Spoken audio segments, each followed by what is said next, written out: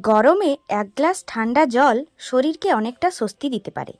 যা গরম পড়েছে তাতে ফ্রিজের ঠান্ডা জল না খেলে যেন প্রাণ জুড়াবে না। কিন্তু ফ্রিজ না থাকলে বা ফ্রিজ খারাপ হলে উপায় কি? তাছাড়া ফ্রিজের অ্যাক্সেস ছাড়াই তো রোজ বাইরে বেরোতে হচ্ছে। ফ্রিজ না থাকলে কি এই গরমে সবসময় গরম জল খেয়ে থাকতে হবে? একেবারেই না।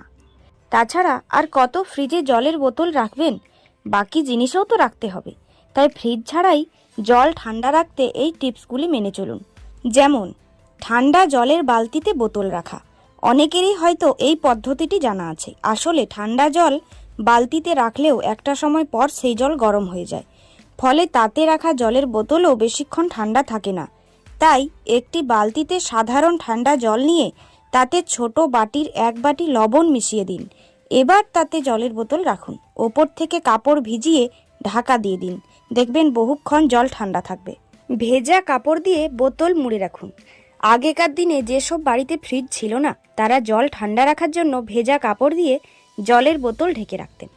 এতে জল অনেক সময় ধরে ঠান্ডা থাকতো। এর পিছনে কাজ করছে বৈজ্ঞানিক যুক্তি। যখন একটি তরল গ্যাসে পরিণত হয় তখন রূপান্তরিত হওয়ার জন্য অতিরিক্ত শক্তির প্রয়োজন হয়।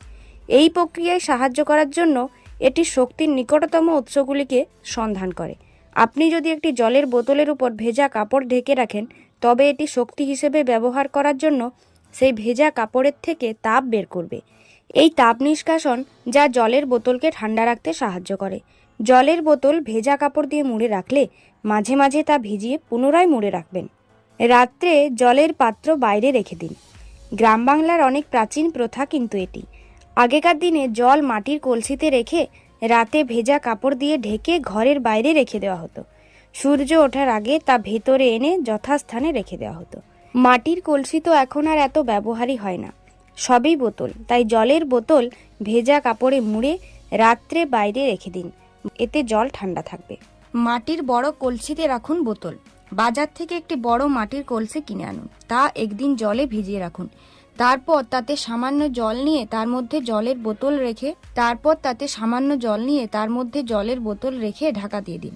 বেশি ঠান্ডা রাখতে চাইলে ভেজা কাপড় মুড়ে দিন কলসির গায়ে। দেখবেন এই গরমেও ঠান্ডা থাকবে জলের বোতল। ব্যবহার করুন মাটির কুজো। সবচেয়ে ভালো পদ্ধতি হলো মাটির কুজো বা মটকা।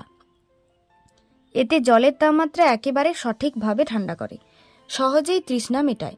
কুজোর জল থেকে লিন তাপ বেরিয়ে যায়, তাই প্রাকৃতিক উপায়ে জল ঠান্ডা হয়। এই জল পান করা শরীরের পক্ষেও উপকারী। ব্যবহার করুন ভ্যাকিউম ইনসুলেটেড ওয়াটার বোতল। নিয়মিত প্লাস্টিক বা কাচের বোতল বহন করার পরিবর্তে ভ্যাকিউম ইনসুলেটেড জলের বোতল ব্যবহার করুন। এই বোতলগুলি সারাদিন জলের তাপমাত্রা ধরে রাখতে সাহায্য করে। যদি আপনি বাইরে যাওয়ার আগে এটিতে ঠান্ডা জল ঢেলে দেন, তবে সারাদিন একই তাপমাত্রায় থাকবে। ব্যবহার করতে পারেন স্টেনলেস স্টিলের বোতল। অন্যান্য ধাতুর বোতল অপেক্ষা স্টেনলেস স্টিলের জলের বোতল জল ঠান্ডা রাখতে ভালো কাজ করে। এই বোতলে কমপক্ষে 12 ঘন্টা জল ঠান্ডা থাকে। এছাড়াও এখন অনলাইনে অ্যাভেলেবেল মাটির জল বোতল, তাই এটি কিনেও আপনি বিভিন্ন জায়গায় বহন করতে পারেন। তাই বাড়িতে ফ্রিজ না থাকলে বা ফ্রিজ খারাপ হয়ে গেলে সমস্যার কিছুই নেই। এই পদ্ধতিগুলি ব্যবহার করে দেখুন, জল অবশ্যই ঠান্ডা থাকবে।